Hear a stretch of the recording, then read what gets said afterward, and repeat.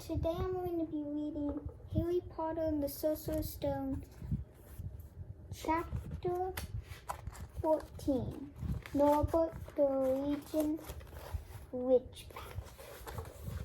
Quirrell, however, must have been braver than they thought. In the weeks that followed, he did seem to get paler and thinner, but it didn't look as though he had cracked yet. Every time they passed the third floor corridor, Harry, Ron, and Hermione would press their ears to the door to check that Fluffy was still growling inside. Snape was sweeping about in his usual bad temper, which surely meant the snow was still safe. Whenever Harry passed Quirrell these days, he gave him an encouraging sort of smile, and Ron had started telling people off for laughing at Quirrell's stutter. Hermione, however, had more on her mind than the Sorcerer's Stone. She had started drawing up study schedules in color coding all her notes. Harry and Ron wouldn't have minded, but she kept nagging them to do the same. Hermione, the exams are ages away. 10 weeks, Hermione snapped. That's not ages. That's like a second to Nicholas Flamel. But we're not 600 years old, Ron reminded her. Anyway, what are you studying for? You already know it all. What am I studying for? Are you crazy? You realize we need to pass these exams to get into the second year.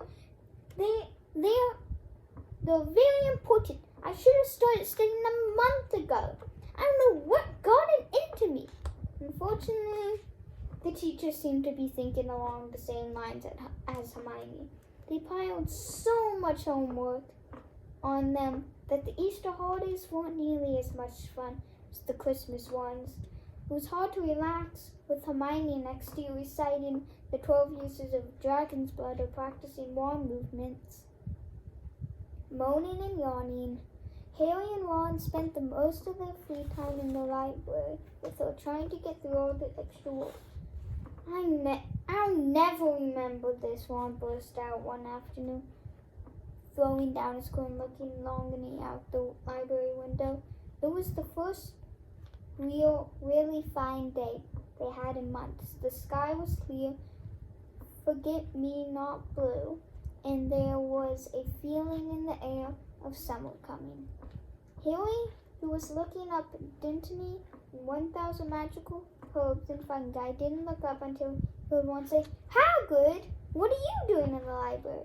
Hagrid shuffled into view, hiding something behind his back. He looked very out of place in his moleskin overcoat. "Just looking," he said in a shifty voice that got their interest at once. "And what you up to?" He looked suddenly suspicious. "You're not looking for Nicholas Flamel, are ya?" We found that who he is ages ago," said Ron impressively. "And we know what the dog's guarding. It's the Sorcerer's Shh." Hagrid looked around quickly to see if anyone was listening. Don't go shouting about it. What's the matter with you?" "There are a few things we want to ask you, as a matter of fact," said Harry. "About what's guarding the stone apart from Fluffy." "Shh," said Hagrid again. "Listen, come on and see me later. I'm not promising I'll tell you anything. Mind, but don't go rattling around in here. Students aren't supposed to know. They think I told you." "See you later then," said Harry. Hagrid shuffled off. "What was he hiding behind his back?" said Hermione thoughtfully.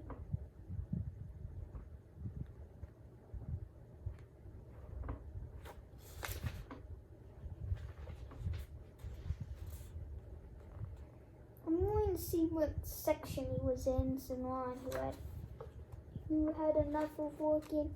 He came back a minute later with a pile of books in his room, and his arms slammed them down on the table. "Dragons!" he whispered. Hagrid was looking up stuff about dragons. Look, dragon species of Great Britain and Ireland. From Egg to Inferno, a Dragon Keeper's Guide.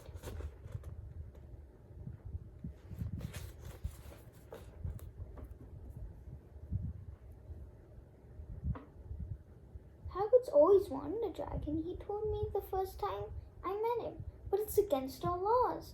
Dragon breeding was outlawed by the Warlocks Convention of 1709. Everyone knows that. It's hard to stop Muggles from noticing us if we are keeping dragons in the back garden. Anyway, you can't tame dragons. It's dangerous. You should see the bones Charlie's got of the wild ones in Romania. But there aren't wild dragons in Britain, said Harry. Of course there are, said Ron. Common Welsh Green and Herbandine Blacks. The Ministry of Magic has a job brushing them up, I can tell you. Our kind have to keep putting spells on Muggles who spotted them to make them forget. So what on earth Hagrid up to? When they knocked on the door of the gamekeeper's hut an hour later, they were surprised to see all the curtains were closed. Hagrid called, "Who is it?" before he let them in, then shut the door quickly behind them. It was stifling hot inside. Even though it was such a warm day, there was a blazing fire in the grate. Hagrid made them tea, offered them stoked sandwiches, which they refused. "So, you wanted to ask me something?" "Yes," said Harry. There was no point beating around the bush. We were wondering if you could tell us what's guarding the Sorcerer's Stone apart from Fluffy. Hagrid frowned at him. Of course I can," he said. "Number one, I don't know myself. Number two, you know too much already, so I wouldn't tell you if I could. That stone's here for a good reason. It was almost stolen out of Gringotts. I suppose you've worked out that out and all. Beats me you even know about Fluffy." "Oh, come on, Hagrid. You might not want to tell us, but you do know. You know everything that goes around here," said Hermione in a warm, flattering voice. Hagrid's beard twitched and they could tell you something. "We only wondered who done the guarding, really," Hermione went on. "Wondered who Hagrid had trusted enough to help him apart from you." Hagrid's chest swelled at these last words. Harry and Ron beamed at Hermione. "Well, I don't suppose it could hurt to tell you that. Let's see. He borrowed Fluffy from me, then some of the teachers did enchantments.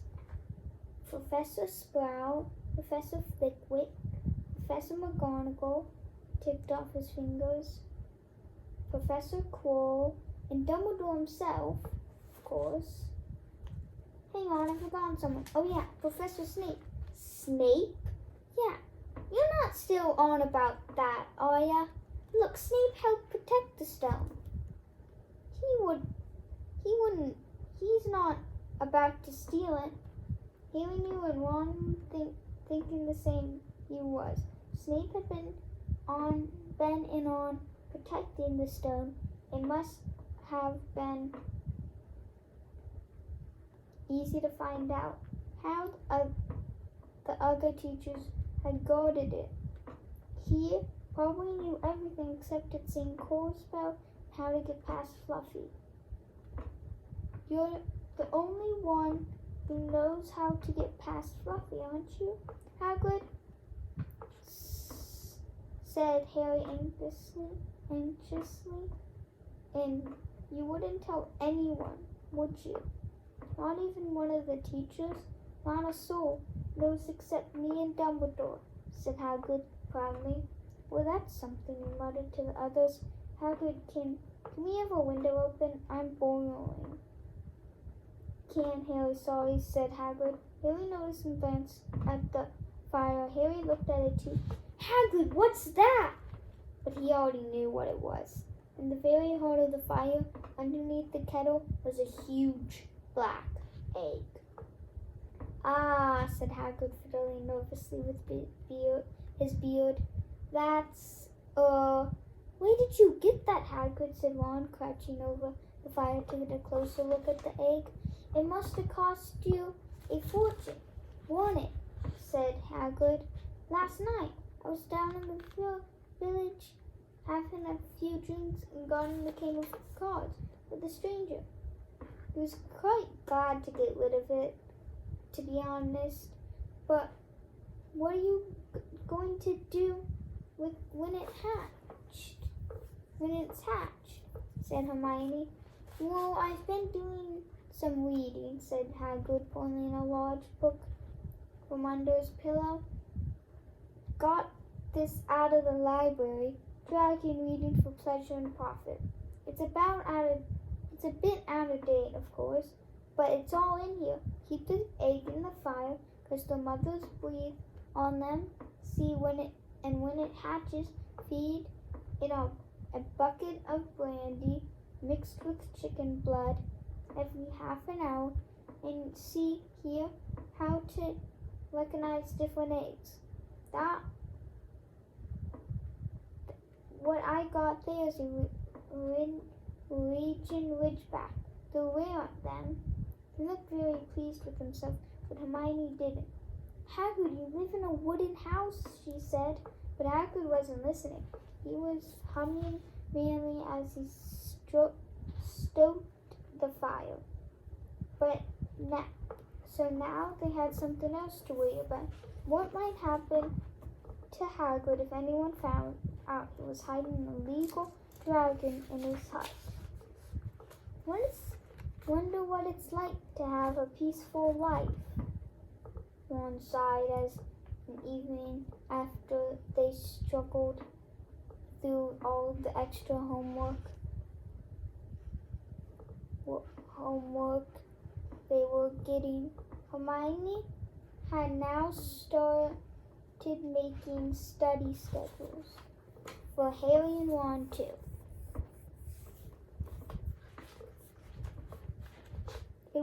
It was driving them nuts. Then when breakfast time, Hedwig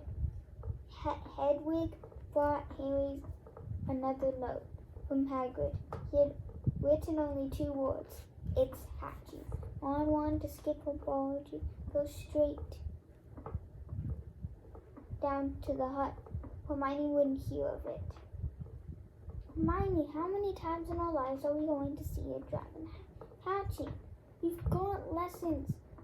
We'll get in trouble. And that's nothing to what Hagrid's going to be when somebody finds out what he's doing. Shut up, Harry whispered. Malfoy was only a few feet away, and he had stopped dead to listen. How much had he heard? Harry didn't like the look on Malfoy's face at all.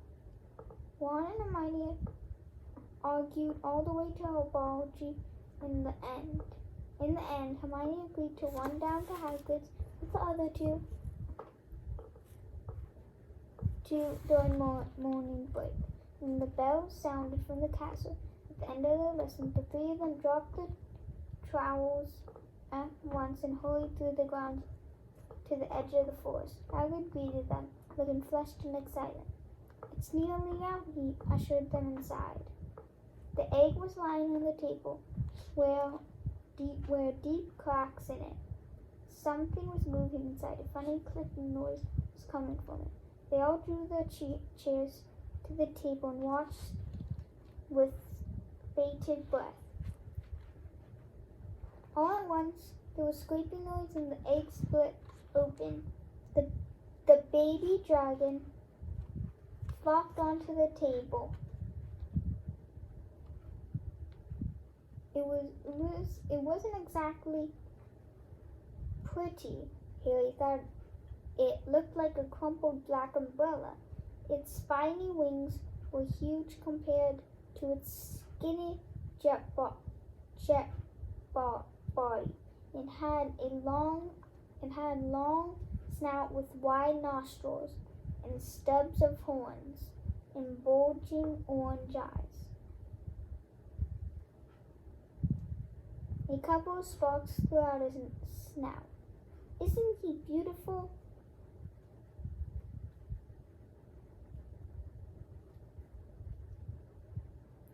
Hagrid murmured. He reached out a hand to stroke the dragon's head. It snapped at his fingers, showing pointed fangs. Bless me! Look, he knows his mummy, said Hagrid. Hagrid, said Hermione. How fast do raging Ridgebacks go exactly? Hagrid was about to answer when the color.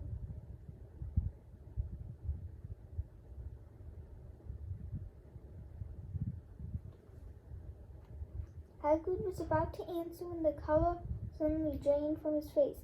He leapt to his feet and ran to the window. What's the matter? Someone was looking through the gap in the curtains. It's a kid. He's walking back up to the school. Harry bolted to the door and looked out. Even at a distance, there was no mistaking him. Draco had seen the dragon. Something about the smile lurking on Malfoy's face during the next week made Harry and Ron very nervous. They spent most of the free time in Hagrid's darkened hut, trying to reason with him. Just let him go, Harry urged him. Set him free. I can't, said Hagrid. He's too little. He'd die. They looked at the dragon and had grown 3 times in length in just 1 week. Smoke kept flowing out of its nostrils. Hagrid hadn't doing his gamekeeping duties because of the dragon was keeping him so busy. There were empty brandy bottles and chicken feathers all over the door, all over the floor. I decided to call him Norbert, said Hagrid, looking at the dragons with misty eyes. Dragon with misty eyes. He really knows me now. Watch. Norbert, where's Mummy? He's lost his marbles. Ron muttered in Harry's ear. Hagrid, said Harry. Give it 2 weeks and Norbert's going to be as long as your house. Malfoy could go to Dumbledore at any moment. Hagrid bit his lip. I know I can't keep him forever, but I can't just dump him. I can't. Harry suddenly turned to Ron. Charlie, he said, you're losing it too, said Ron. I'm Ron, remember? No, Charlie, your brother. Charlie in Romania, studying dragons. We could send Norbert to him. Charlie can take care of him and put him back in the wild. Brilliant, said Ron. How about it, Hagrid? And Hagrid agreed that they could send an owl to Charlie to ask. Following week dragged by. Wednesday night found Hermione Harry sitting alone in the common long after everyone else had gone to bed. The clock on the wall had just climbed midnight. When the portrait hole burst open, Ron appeared nowhere as he poured off Harry's invisibility coat. Bent down on Hagrid's up, helping him free Norbert, who was now eating dead rats out of the crate. It bit me, he said, showing them his hand, which was wrapped in a bloody handkerchief. I'm not going to be able to hold a quill for a week. I tell you, that dragon's the most horrible animal I've ever met. But the way Hagrid goes on about it, you think it was a fluffy little bunny rabbit. When he bit me, he told me off for frightening him. When I left, he was singing a lullaby. There was a tap on the dark window.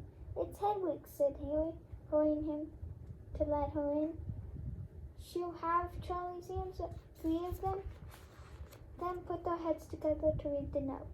Dear Ron, how are you? Thanks for the letter. Be glad to take the Legion Ridgeback. but it won't be easy getting him here. I think the best thing is we'll be able to send him over with some friends of mine who are coming to visit me next week. Trouble is, there must not be seen carrying an illegal dragon.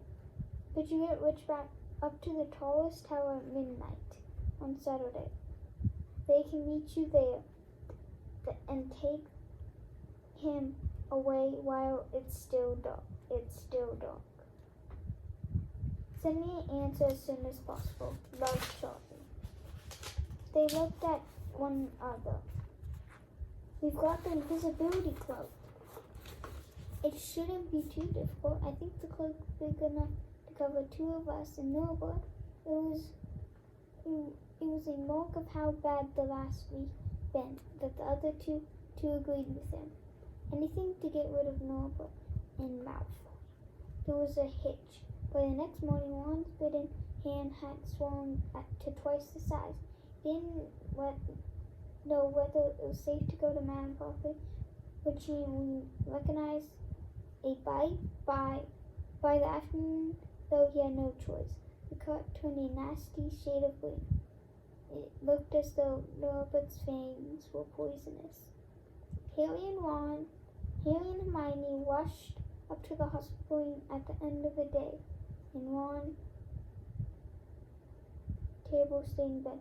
It's not just my hand, he whispered, although that feels like it's about to fall off. Malfoy told Madame Pomfrey to borrow one of my books so he could come and have a good laugh at me.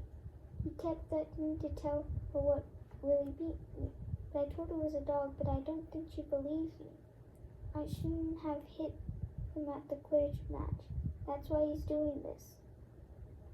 Harry and Hermione tried to calm Ron down. It'll all be midnight on Saturday, said Hermione.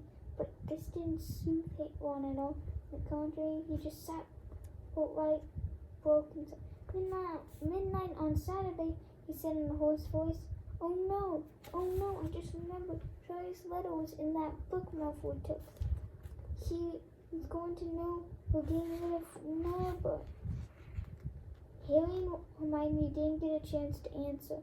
Madame Pomfrey came over at the moment and made them leave, saying Ron needed to sleep. It's too late to change the plan now, Harry told Hermione. We haven't got time to send Charlie another hour. This could be our only chance to get rid of Norbert. We'll have to risk it.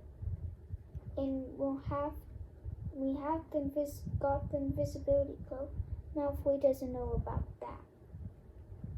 They found Fang at the Bullhound sitting outside with bandaged tail, and they went to tell Hagrid, who opened the window to talk to them.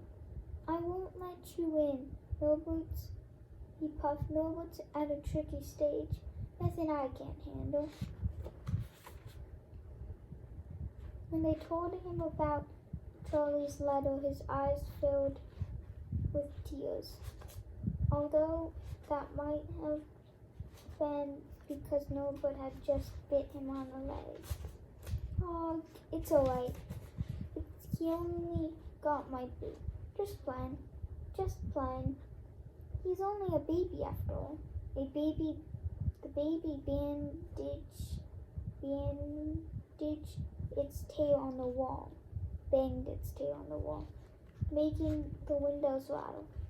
Harry and Hermione walked back up to the castle, feeling Saturday couldn't come quickly enough. They wouldn't have felt so sorry for Hagrid when the time came for him to say goodbye to Norbert. They hadn't been so worried about what they would do. It was very dark, cloudy night, and they were a bit late arriving at Hagrid's hut because they had to wait for Peeves to get out of the way in the entrance hall, where he'd been playing tennis against the wall. Hagrid and Norbert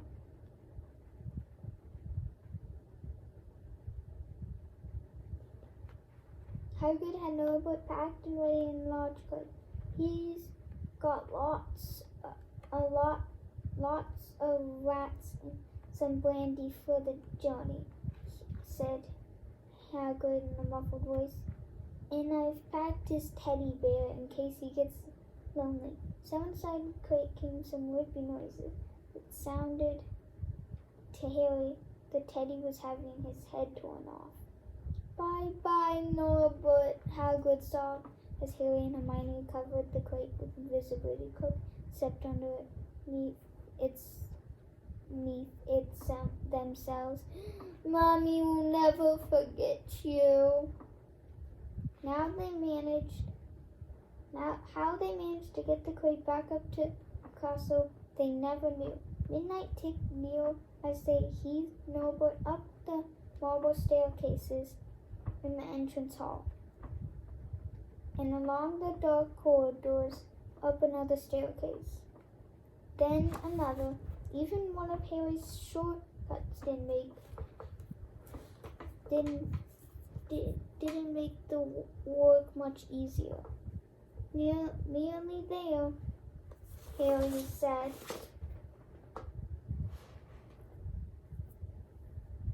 Harry panted as they reached the corridor beneath the tallest tower. Then a sudden movement ahead of them made them almost drop the cake. Beginning they were invisible. They shrank into the shadows.